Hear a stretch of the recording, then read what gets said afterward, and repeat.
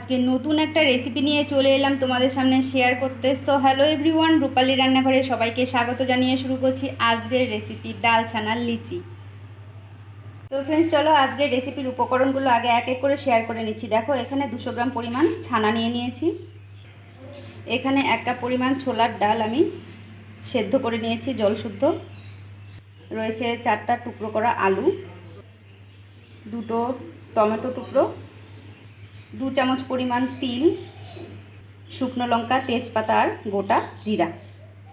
আজকের এই উপকরণগুলো দিয়েই রেসিপি তৈরি করছি, তোমরা সবাই সাথে থেকো।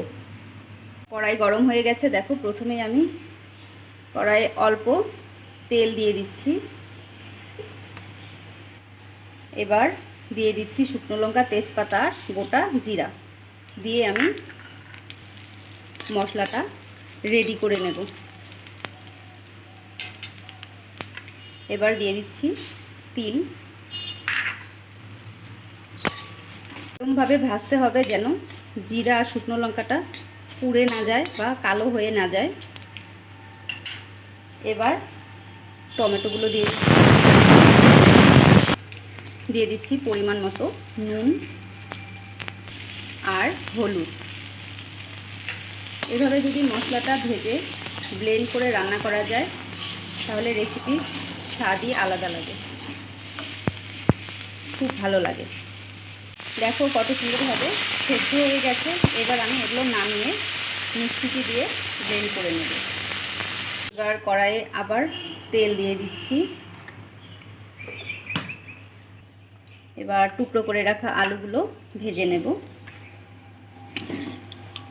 ছানাটা আমি হাত দিয়ে প্রেস করে খুব ভালোভাবে মেখে নেব। ছানাটা মাখা হয়ে গেছে। এবার আমি এরকমভাবে লম্বা লম্বাভাবে একটু শেপ দিয়ে নিচ্ছি এগুলোর।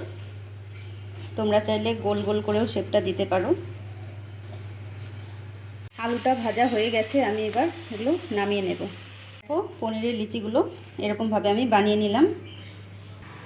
এবার পনিরের লিচিগুলো আমি তেলে দিয়ে ভালোভাবে আলতো হাতে ভেজে নেব। এই ক্ষেত্রে গ্যাসের স্টিম একদম লো রাখতে হবে, নয়তো বা এগুলো পুড়ে যাবে।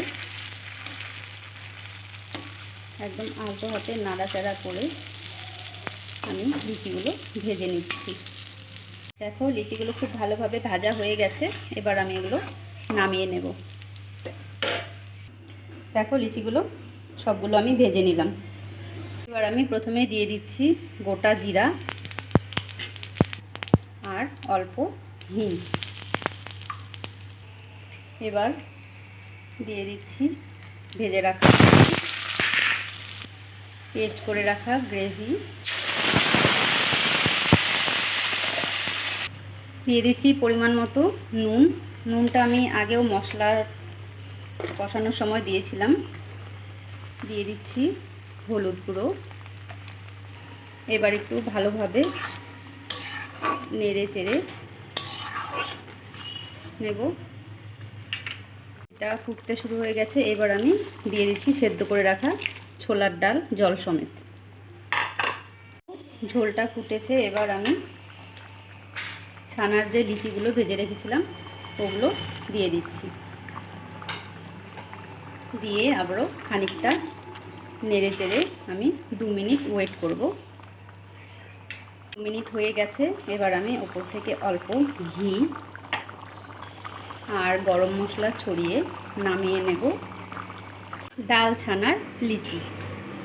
তো ফ্রেন্ডস আজকের ডাল ছানার লিচি একদম তৈরি হয়ে গেছে। দেখো আমি সার্ভ করে নিয়েছি। রেসিপিটি তোমাদের কেমন লাগলো অবশ্যই জানাবে। ভালো লাগলে লাইক কমেন্ট শেয়ার করে অন্যদেরকেও দেখার সুযোগ করে দেবে। আর এরকম নিত্য নতুন রেসিপি দেখতে চাইলে আমার চ্যানেলটিকে সাবস্ক্রাইব ও ফলো করে দিও। আর ভিডিওটি তোমরা কে কোথা থেকে দেখছো অবশ্যই জানাবে। আজকের মতো এই পর্যন্তই। নেক্সট কোনো দিন অন্য কোনো রেসিপি নিয়ে তোমাদের সামনে হাজির হব। সবাই সুস্থ থেকো, ভালো থেকো। নমস্কার।